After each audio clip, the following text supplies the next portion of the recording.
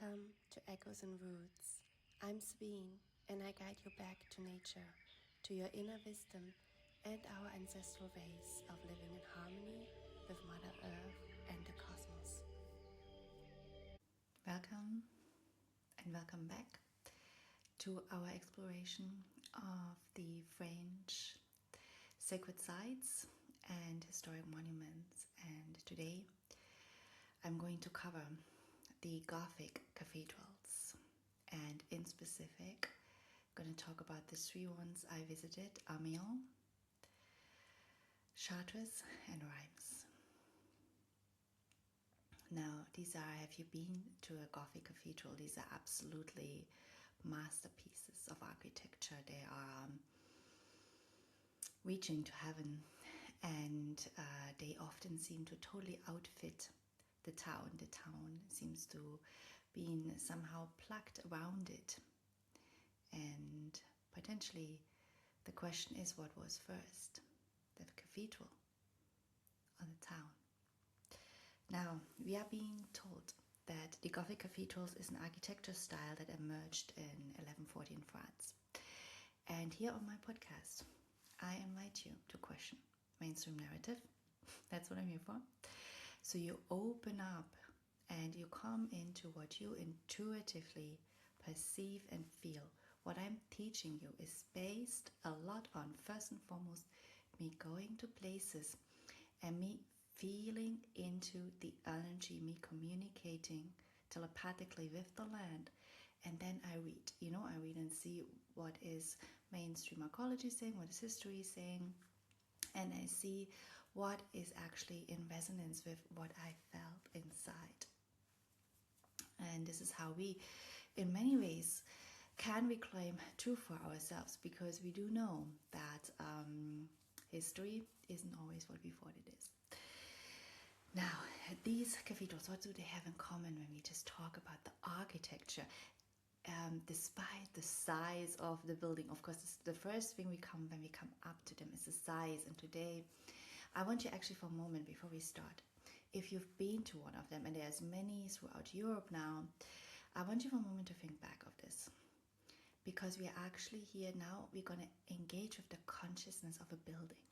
These buildings are conscious. I told you in my last podcast, it's actually precursor. I invite you to listen to the one on Karnak and the Neolithic monuments in France, because I'm explaining a lot of the science of these buildings and what is behind, why are they powerful, why they are powerful earth spots. And I was talking about how the cathedral came back to me in a dream, how consciousness, how being, and because they really are. So I want you for a moment, just close your eyes. And you're coming, you're remembering, even if you've just seen a picture of it, you're just being in front of this massive, beautiful building. And I want you to, one of the main features of this cathedral is the rose window. It's this round circular window and the stained glass and the light. So I want you for a moment to step into the building, taking a time. We're greeting the building. It's a living organism. We're stepping in, and inside we're feeling this room that is filled with light and with color. And then I want you to imagine that somebody starts singing here. And if you follow me on Instagram, I'm going to post a couple of videos of the acoustics of these cathedrals. We just want to feel how sound fills this entire building. It's going to fill you as well. Now the building becomes alive.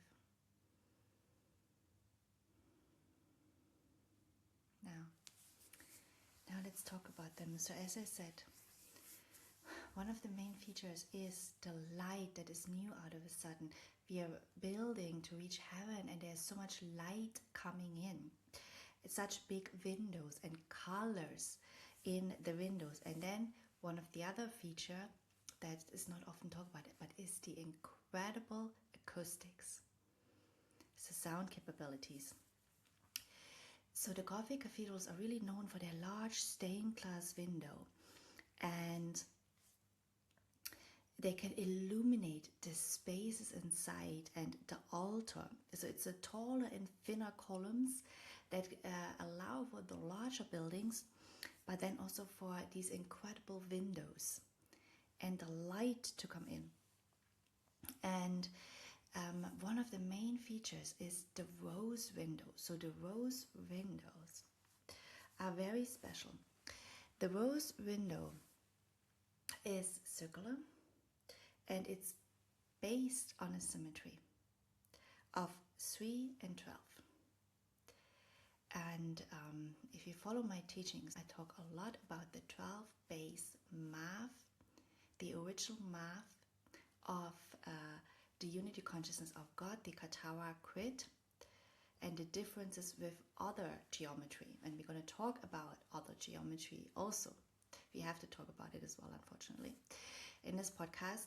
But the 12-based math generally leads into, because we're living in a 15-dimensional time matrix, we're having 12 dimension, and then 13, 14, 15 is the God field.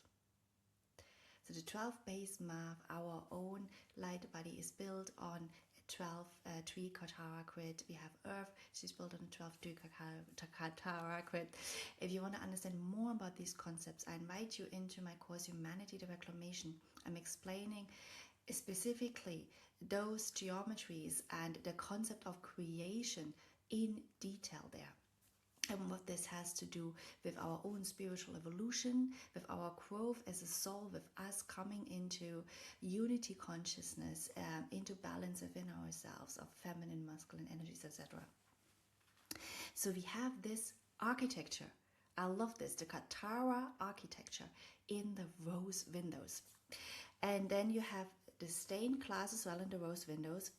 And what is so incredible with these Gothic cathedrals, so presumingly, because we're getting this time, this is started in the 12th century, and they were all built within 100 years and following, then going on, and then it stopped, I think, sometimes the 15th century or something like this. But presumably in 100 years, they cut and built more stone than Egyptians did in 1,000 years.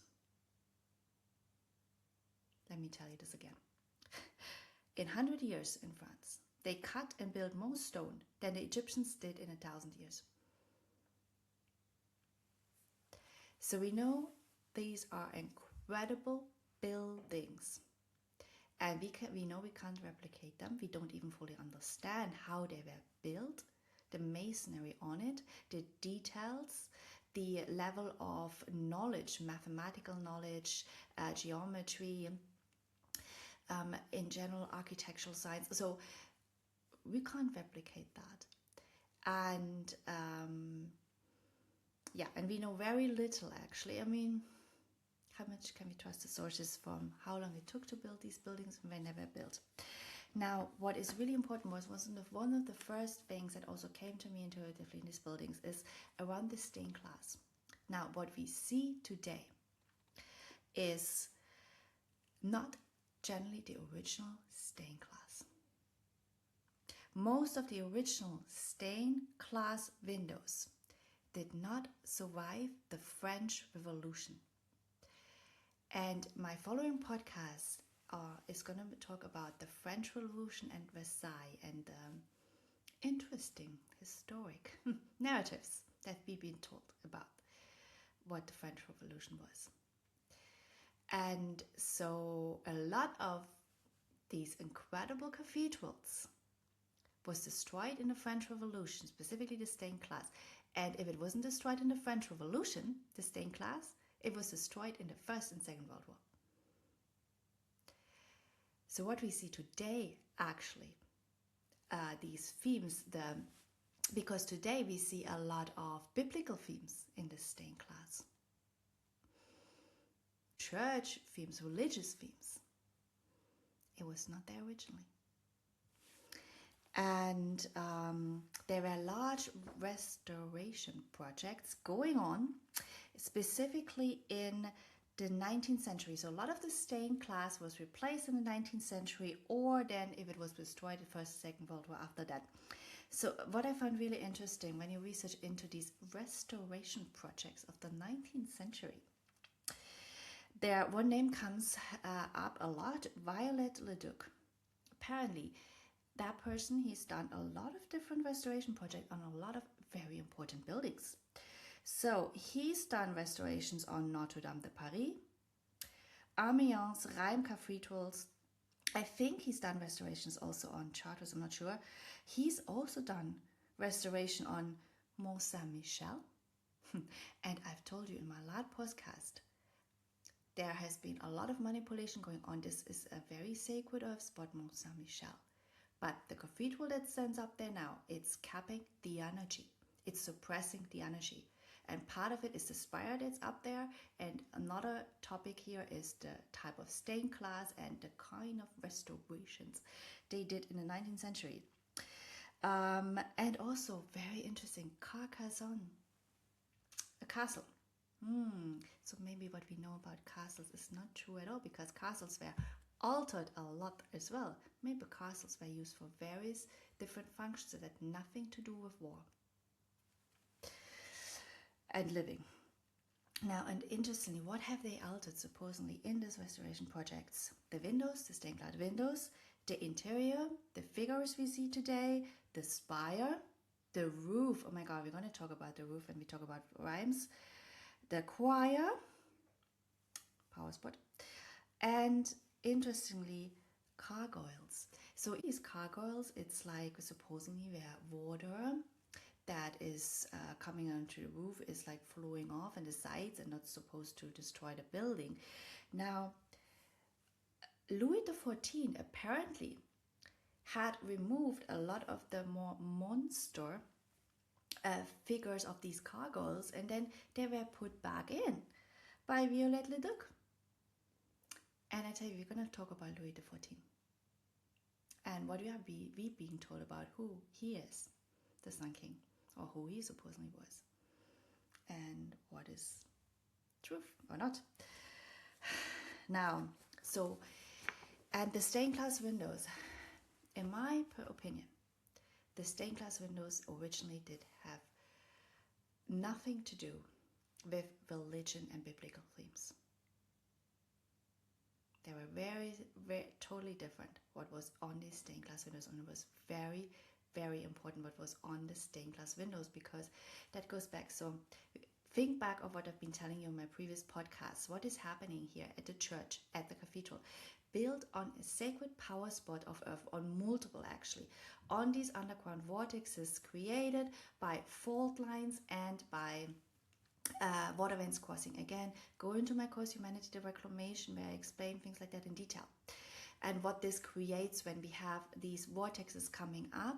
And then old times trees, then we had the Neolithic monuments, then we had like the Roman temples and bathhouses, etc. built on it, and then now we have the churches and the cathedrals built on it. And how, I was also explaining that in my podcast on a New Quench, how have the Neolithic actually worked with these power vortexes to amplify the energy, sound, but also these drawings. So right, I've shown you in New Grange like these incredible drawings, and I talked a little bit about what these drawings could be on the stones. And here we have stained glass window that had drawings on it that was different than anything that we are allowed to see today. And the question is, what was on these stained glass windows? And how did they interact with, I told you, this is the acoustics is incredible, with the music made in the cathedral, and with the building and with the vortexes, the power spots that the cathedral is built up on. Now, we're going to build up in this podcast, so I'm going to tell you in the end my opinion about who these cathedrals were built for originally and why I believe these were not religious buildings in the first place. But we're going to first talk about the individual ones. And we're going to start with Amiens.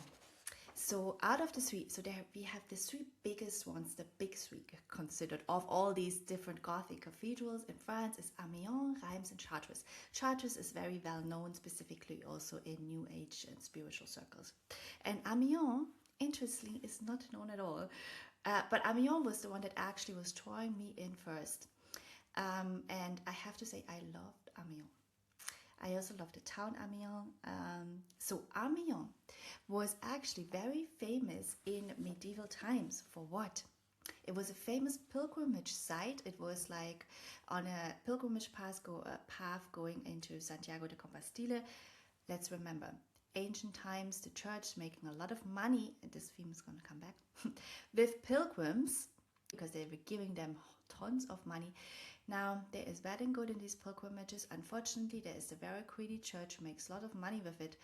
On the other hand, pilgrims walking on sacred waterways, ley lines of Mother Earth, and this is activating her. This is actually us doing pilgrimages is a good thing. The problem is what happens in the places we're going to go to and the manipulation that the church and the Freemasons, we're going to talk about the Freemasons, have done in the buildings we're going to arrive at. Because these spots that we're doing pilgrimages to are not any longer just the sacred trees and the Neolithic ancestors have done pilgrimages, but they arrived at a spot where there was balanced energy and there was energy freely available to everybody. But now we have a very different thing going on out of a sudden with the church coming in, where you arrive at a spot where the church has done their little own sacred geometry, and we're going to talk about the Freemason stuff. So now, Amiens. So Amiens was a major medieval pilgrimage site because Amiens claims to have the head of John the Baptist. It is not the only place in the world that claims to have the head of John.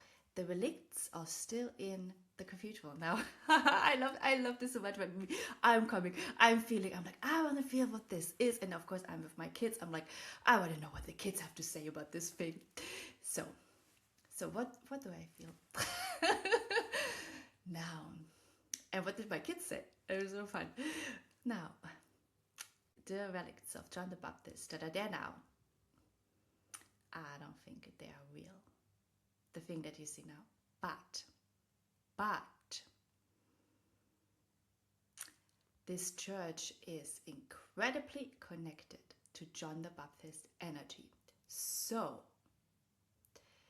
there is actually a real chance that they had the relics for many years and they were using it while they were using it as a major pilgrimage site. Nowadays nobody comes there anymore. Why having these very powerful relics of John the Baptist there anymore? Why it makes sense to just make a copy and have the relics somewhere else where some maybe not so good intended people can use the power. Because, okay, why is John the Baptist so important? Now, John the Baptist and his wife were the leader of the Yeshua 12 and Mary Magdalene mission. They were incredibly embodied, ascended masters, incredible high strands of DNA.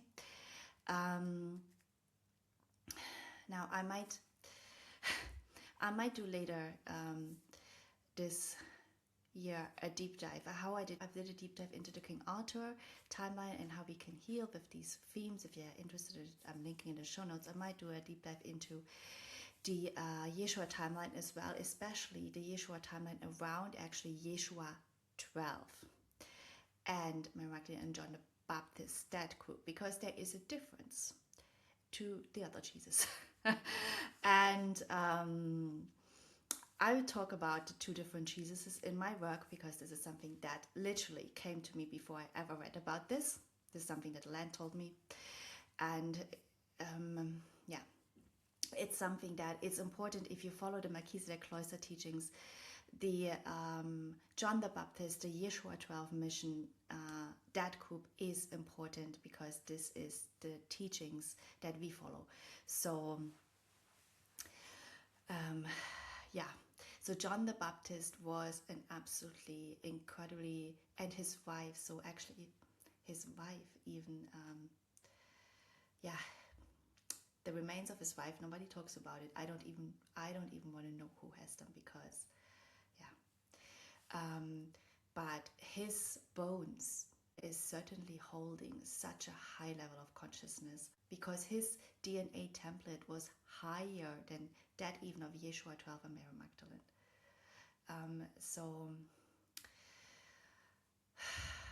Yeah.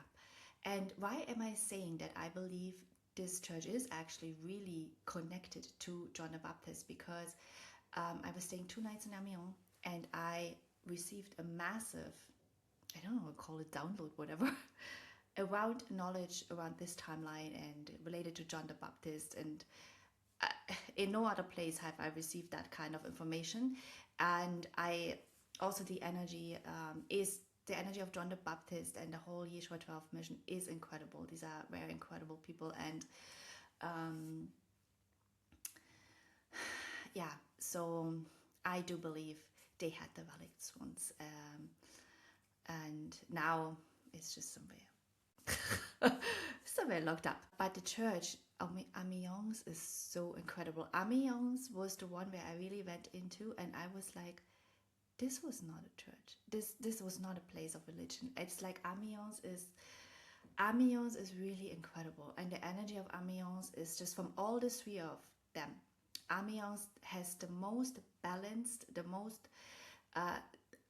let's say the energy that is the least manipulated, because the other 2 have incredible manipulation going on, because there's such powerful spots. They are all 3 on very, very powerful spots. And you might, I'm not entirely sure, because I haven't felt a power spot in, I have felt it in Chartres. I'm going to talk about it, but I haven't felt it in Amiens, like the main spot of the main vortex of the church. Because that one is hidden. It's not hidden, but you can't just go there as a normal person. And but they're all 3 on very, very powerful ancient sites. I'm going to talk about this a little bit later. And Amiens is the one where there is least manipulation going on, and it's absolutely, Amiens still is beautiful. And what is so special about Amiens is also a really nice city. And Amiens is famous actually for the floating gardens. And this is, I think, one of the aspects how they use this cathedral, because the floating gardens are actually, it's a large area, and it was even much larger in medieval times. This area was supposedly like a size of 15 kilometers. 15 kilometers of gardens, all with waterways in between them, among them. And on these gardens, produce was growing. And I really believe this cathedral was actually because they were producing sound. And they were putting sound, the sound waves of God, really, of the Trinity, into the water, and then into the river where it is next to the cathedral, and then into all these waterways around where they were growing the vegetables. And then the vegetables, literally, it was growing larger because you put fertility into the land, but also it had a certain level of consciousness.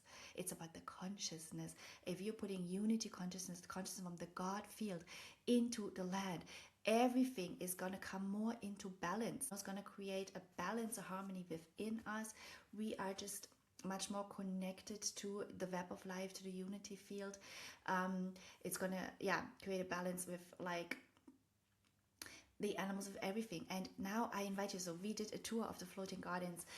It's really, really nice, because there's still, in these floating gardens, there's so much magic. Like there's all these dragonflies, and we're going to talk about why there are dragonflies a bit later, but there's all these dragonflies, and it's a really magical place. And it was much bigger. And Amiens, it's in itself has a very nice feeling. It's really one of the from all these 3 towns, Amiens is the best town in terms of energy. And if you wanted to see these 3 big cathedrals, I recommend Amiens, because it's the best, still most intact of its original energy of what it was. And I feel in the past it was also very practical. We infused water with fertility for crop growth, but not just crop growth, for consciousness in our food. So when we eat and when we drink that water, we are constantly in a field of unity consciousness, of like the God field. So yeah, that is Amiens. Now Amiens also has a labyrinth, and we're going to talk about the labyrinths. But let's go on to Chartres. Chartres is very well known, specifically in the New Age community. Now again, Chartres totally outfits the entire town. The story we have with all of these cathedrals is that actually much of the town around has been destroyed in the First and Second World War, and as I told you, parts of the cathedral have either been already in the 19th century, no, they have already been altered actually before. We're going to come to that. The Freemasons have already done that, I think. But then later on, we had the 19th centuries where some people did some alterations, not so great. And then we have First and Second World War. So the entire town, much of the town destroyed First and Second World War.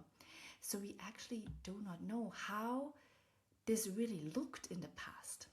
What were the other buildings around? And what functions did the other buildings have?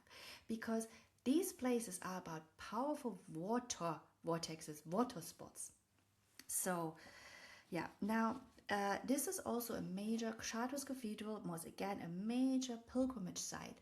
This time, we have a Marian pilgrimage. So there we have much more the theme of Chartres, much more the theme of fertility. In Amiens, when we think about the pilgrimage, John the Baptist, this is much more the theme of really higher levels of consciousness. And John the Baptist also, John the Baptist and his wife, such incredible energy. This was also, it's also connected to the true king and queen archetype, the archetype that was brought back again with King Arthur and Queen Guinevere. I invite you into my deep dive into them, about them, to understand the king and queen archetype. And this mission, the King Arthur, Queen Guinevere mission, is a continuation of the John the Baptist and his wife and Yeshua 12 and Mary Magdalene mission, same people who organized the thing. So yeah, so we have with John the Baptist, we have this king and queen archetype. So but with, so Chartres, we are Chartres, it's a bit more this like Marian fertility. And actually, so there are relics of the Virgin's tunic in Chartres.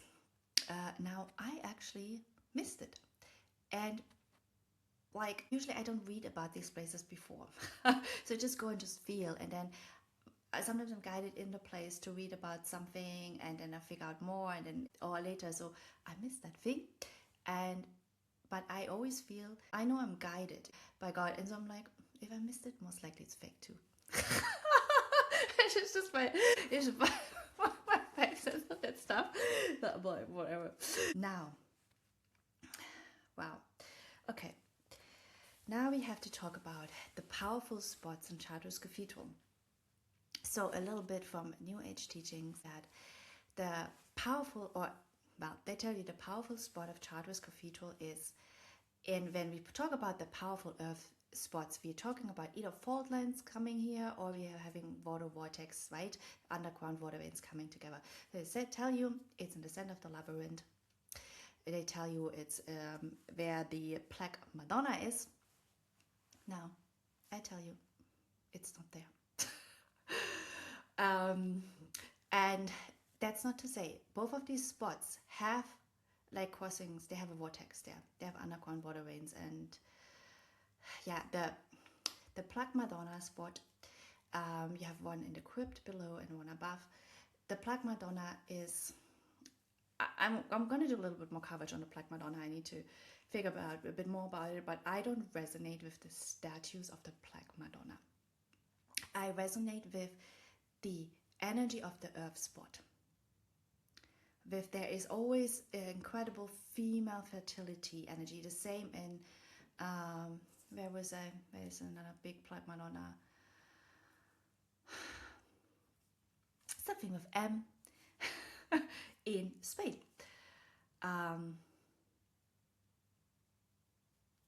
It's gonna come to me, but it's a big Black Madonna site, and it's just the energy actually in the church is very dark. Wow. and then but the energy, the original, and the spot, the mountain, it's incredible energy, female energy. But yeah, so I don't like the Black Mama statues, and I don't think it was ever about these statues. It's about the earth spot, the waters. It's about that consciousness, and not the consciousness transferred to whatever relict, because also the relicts will be placed on some little vortexes. That's why even if they're fake, people still felt something and made a pilgrimage there and left some money. So, okay. But okay, as coming back, I'm telling you, the power spot isn't there, the main spot. And I realized that I'm not going to fully tell you where it is because of its nature. So how I came to it, I didn't read anything about Chartres. I just went to the cathedral and I walk around and I feel. And I walk around and I feel, and it was like, wow, this place over there is absolutely, it's incredible. Like, but you could not go to the place directly. And you could only, and then there's a whole story, but anyway, I was guided to do a tour of, you can do a tour of the crypt, and I recommend that to you. It's really interesting to go down to the crypt. And anyway, I was guided to go to the crypt, and in the crypt, there was this moment where I see, and the crypt is huge, one of the biggest crypts in Europe, where I see these three women standing in a place, and they literally, they were lighting up, and I was like, wow, what is happening here? And then they invited me to stand in this space, and then I stood in the space, and wow, I stood, thank God I stood very short in the space. And then I went out, and then we had a conversation about it, and I realized this is exactly the spot that I had felt above, but above you can't access it. Now the thing is, the energy though in this spot, it was one of the most powerful things I've ever felt. I was though literally really out of my body for a couple of hours, and the first thing I did when coming out of the cathedral, and thank God my children intuitively did not stand in the spot, and I'm very, very grateful they didn't. When I came out of the cathedral, first thing I did is, like, I was crowning with a tree. I was already, before I entered the cathedral, I spoke and had a conversation to that tree, like I already established a relationship, maybe even already knowing I will need its help when I come out, because then I was coming out. I was going back to the tree, and then it took me still a couple of hours to literally land back in my body, because the energy in the spot was absolutely erratic.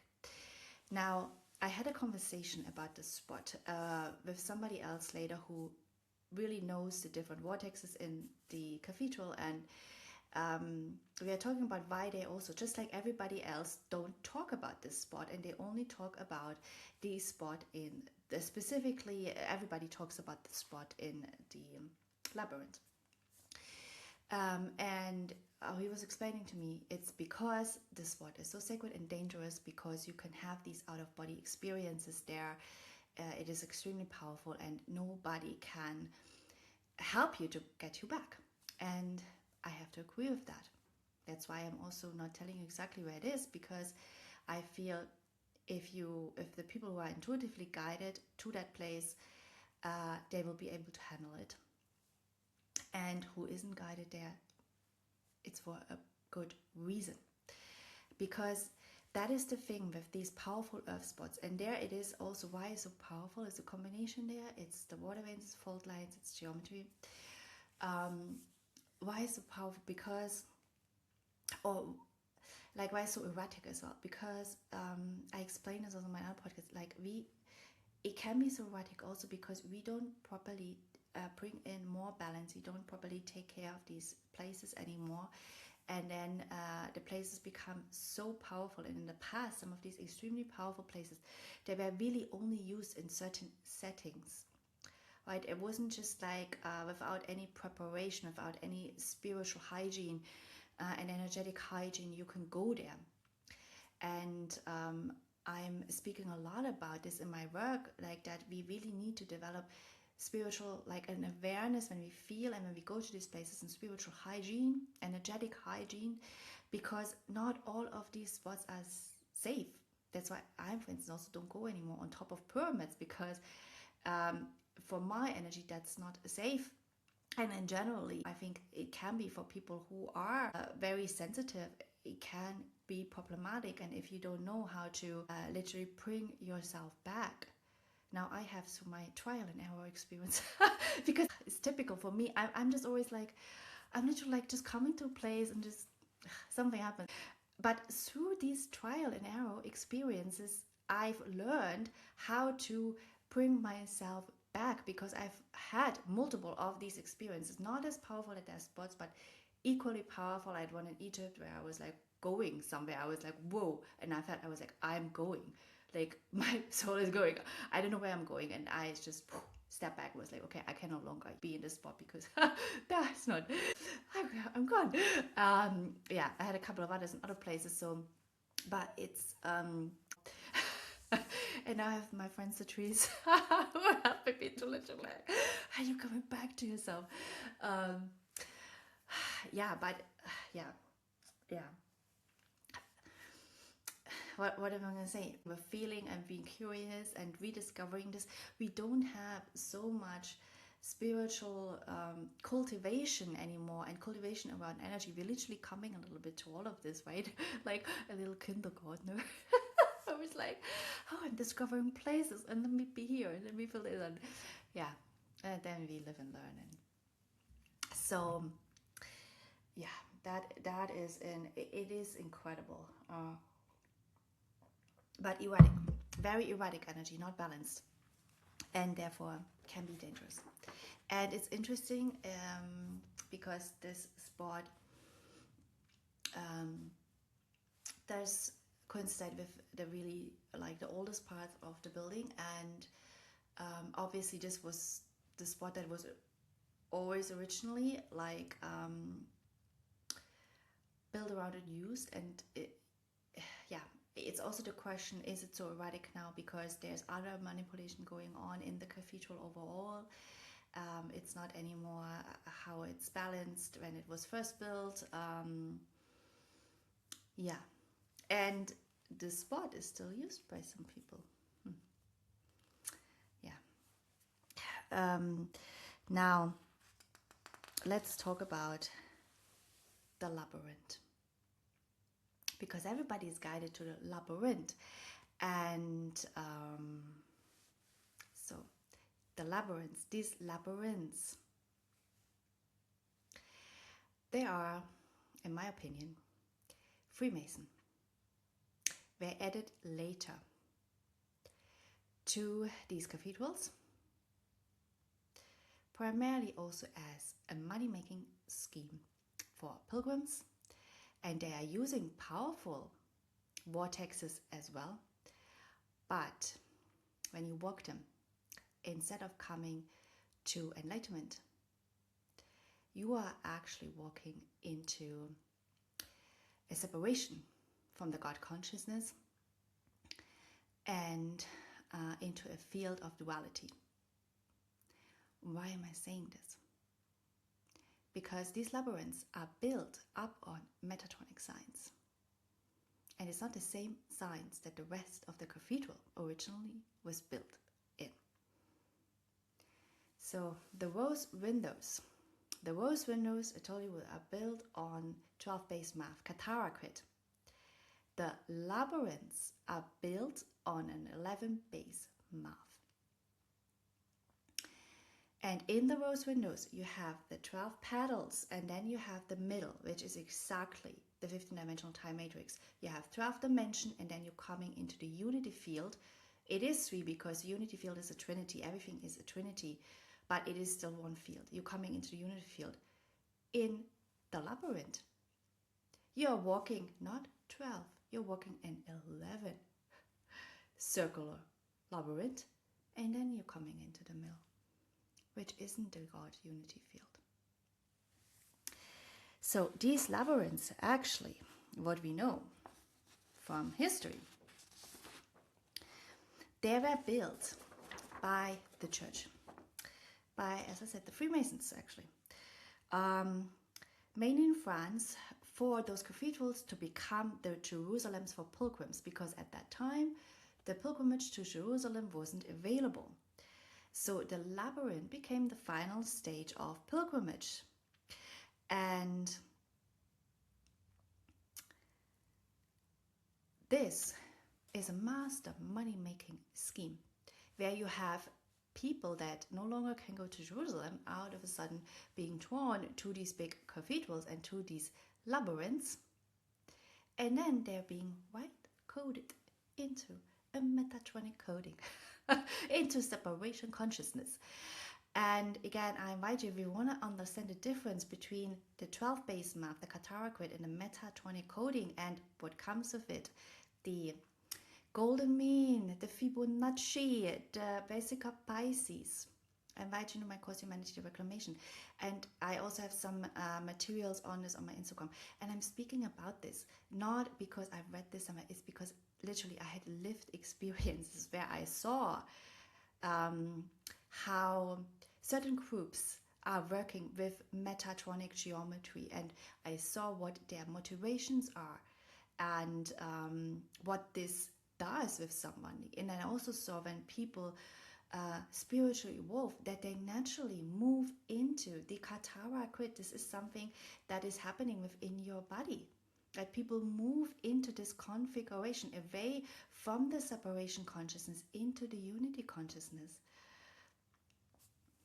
And so to me, really, like, I don't like I obviously didn't walk the labyrinth, but I just didn't resonate with it. I was just like, yeah, okay, yes, there is a powerful vortex also at the center of the labyrinth, because of course it has to use an earth spot, right? Something has to happen there. Also, if you want to be coded into the metatronic system, it has to happen from something, and especially if it's also a powerful spot. But then also, when you think about this whole pilgrimage thing is a typical creedy church thing. And think about the Cathars and how they spoke out about the creed of the church. And this whole pilgrimage business where you just, yes, you're leading people along sacred old paths, which is a good thing, but then they are ending up in places that have been altered, because I'm claiming this labyrinth wasn't there in the beginning. They have been altered to work, to use the powerful sacred spot of Mother Earth, and then to work in a way that you actually coding these people into a lifetime of submission and service and giving away their money and their soul. So that's the labyrinth for me, and still to this day the New Agers walk it.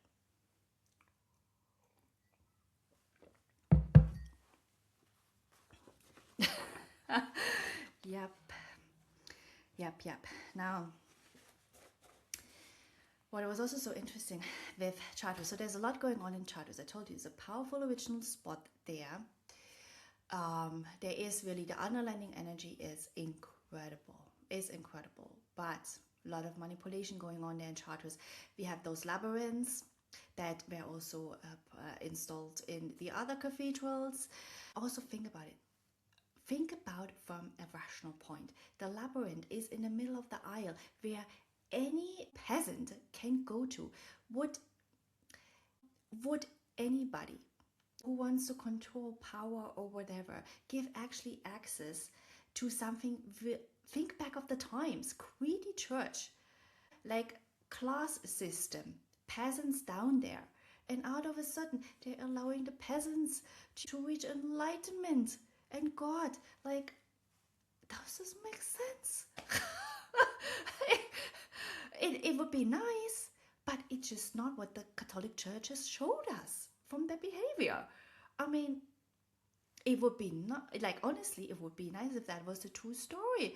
Yeah, the pilgrims get like a nice enlightenment, unity with God, but I don't know. I don't feel it in the energy. I don't see it in the geometry. And I don't see it in the history of the church, that still to this day. So, and also now the town of Chartres is very strange. So there's a lot of there's a lot of trash in the town. There is just like, you can see there's not so much wealth. And then we were ripped off. That was another thing, right? For instance, Amiens, this is why I loved Amiens. Amiens, we had amazing food, everything was great. Chartres literally were ripped off for the food. And then us, of course, realizing, even the kids were like, what's the guy doing? And the guy realizing himself, of course, he's realizing, we are realizing, he's ripping us off, and then he's trying to give us a freebie. And I'm like, hello? Who are you fielding here now? It was so funny. But no, my kids made a very interesting comment in Chartres. So we were walking around in the town, staying there 2 nights, and they're asking me, where are all the children?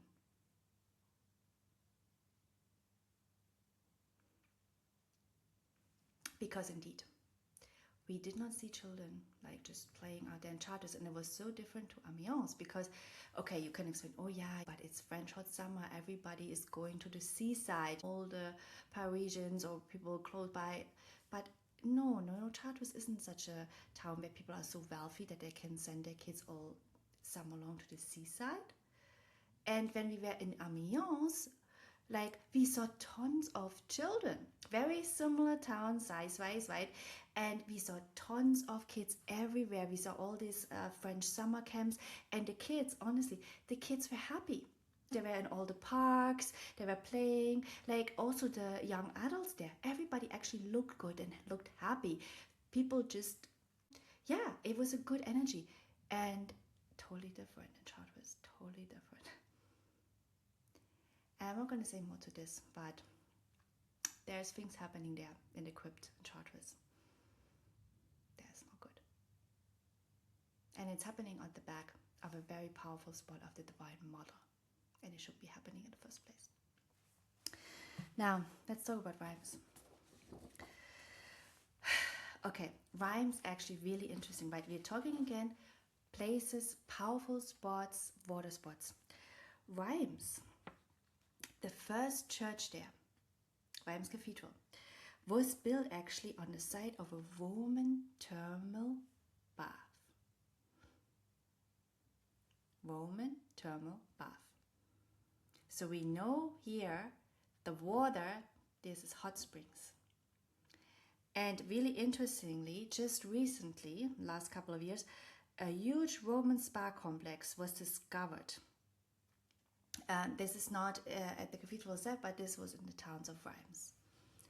But no talks about Reims having been a spa town, because all of a sudden, wait, there's Roman spas, and the first church built there originally, where we have Reims Cathedral, was a thermal bath.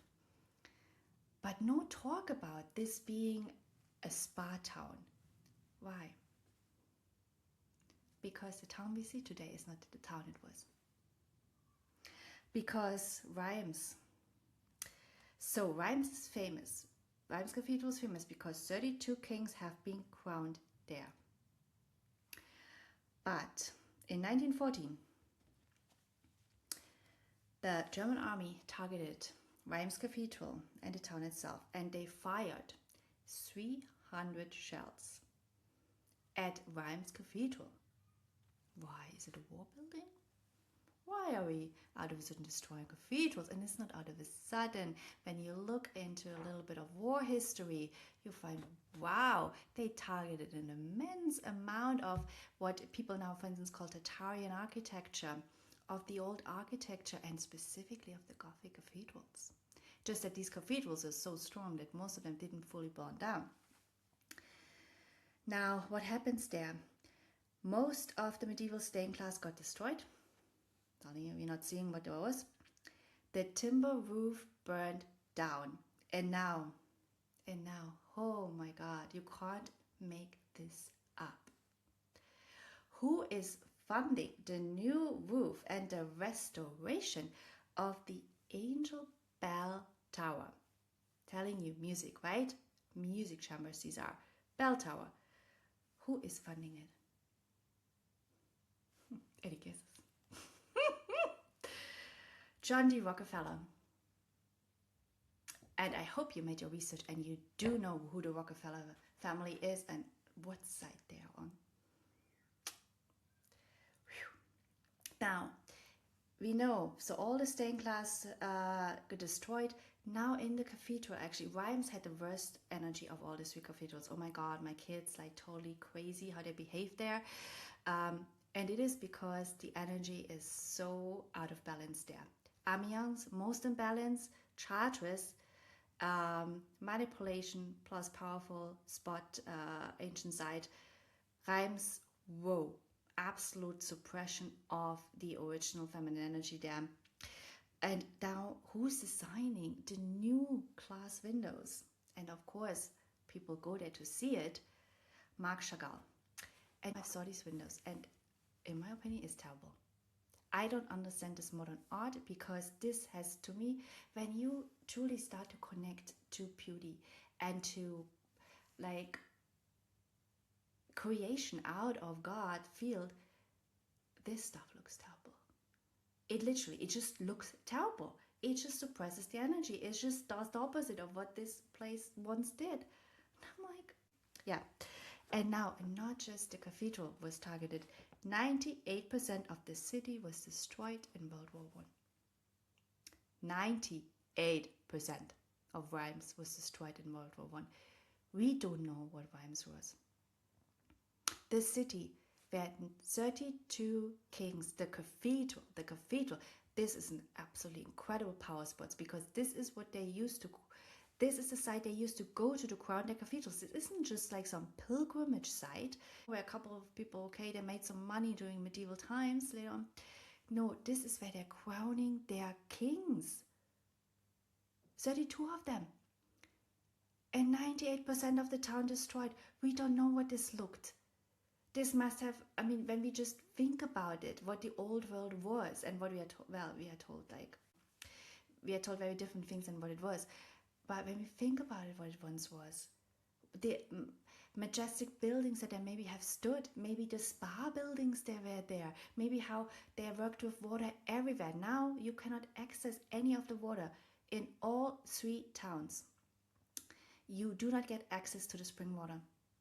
Forget about it. Actually, in Chartres, there are some places where you get water, like taps, but I think this is tap water. And oh my God, the water in France is so horrible. I think I told this in my first podcast. Like the tap water, there's so much stuff in it. My kids didn't drink it. They're literally like, it's like chloride, it's poisoning me. And I was not the one telling them that chloride is poison. They're just by themselves. I'm like, this tastes horrible. I'm not drinking this. I'm like, oh my God. It's 40 degrees. Well, let's drink for the water. Like, then you end up buying expensive water everywhere. But yeah, because you cannot access no springs anymore available. A spa town. Reims, no springs anywhere. All covered up. Everything covered up. And the cathedral, honestly, very erratic energies. Very erratic. Like, it's just very out of balance there. The energies in Reims Cathedral. Whatever they've been doing there, it's not good. It's not good. And also, of course, when you think about 98 was destroyed, of course, there is the huge war trauma on this city. And yeah. Now, let's come to what these cathedrals were, in my opinion. Now, let's tune back in for a moment. We had all the story and how they've been used and misused throughout a time in history. Now let's tune back in. Let's tune back into the building. And again, we're going to go into these beautiful buildings with so much light in them. And imagining there were these absolutely beautiful stained glass windows that poured in all kind of color spectrums. And I want you to imagine for a moment that there were actually inside the building fountains, inside the cathedral. Fountains, and then when you come to the heart of the cathedral, the main spot, the main power spot, beautiful large crystal, a really incredibly large crystal. And you just feel the energy of the water there emanating from this crystal, and you feel it throughout the different fountains. in the cathedral itself. And then I want you to imagine the place is filled with music.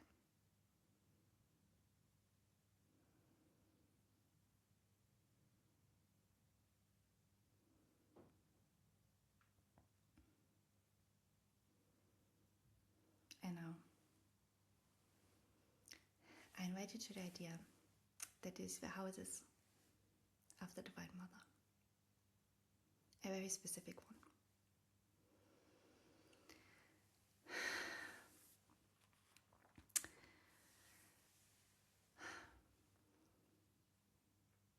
That these were houses of the triple goddess,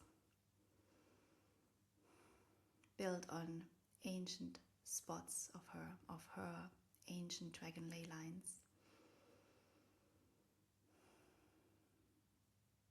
And where the triple goddess comes in union with the triple masculine through the building, through the architecture of the building, and where the building itself is filled with her codes through the music, and the codes were flowing through the water and through the air there, and the entire building is filled with her beautiful light spectrum.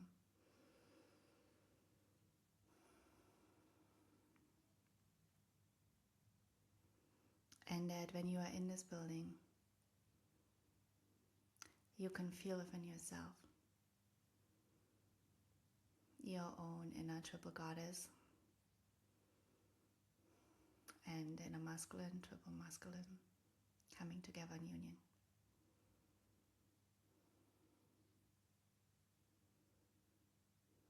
And you understand that this is a temple of the goddess, but also of creation.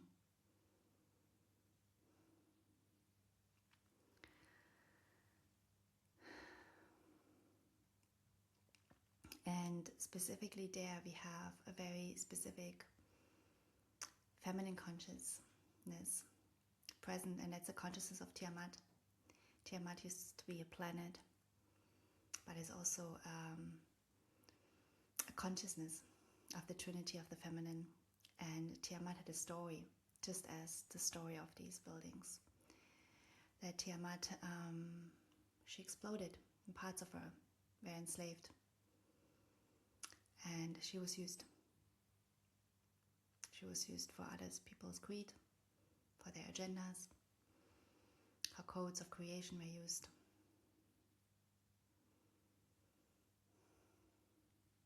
Her sexual energy was used, but was suppressed.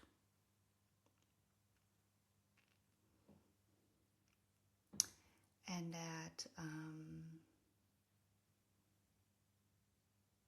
she shall return in all of us, and she shall reclaim her beautiful temples. And she shall in those beautiful temples meet again once the balanced masculine,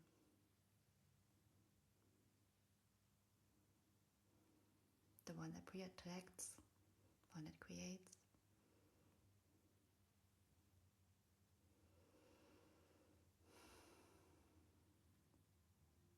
and where heaven and earth come together. The light of the sun, the masculine with the water, the yin, the feminine, and where they too dance in their own music.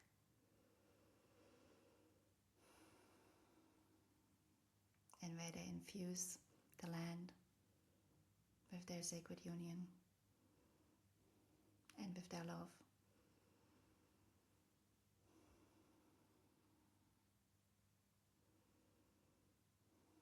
And where people come to feel the magic of creation.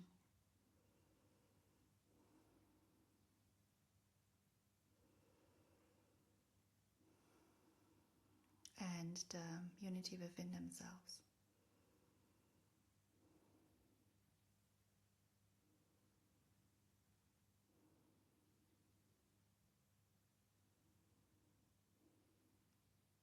And she shall rise again and reclaim her ancient temples.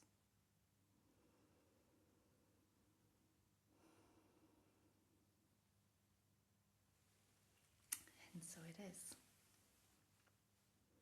Now, I leave you with that food for thought on the Gothic cathedrals and these beautiful ancient temples and your own exploration with them and who might have built them and for what.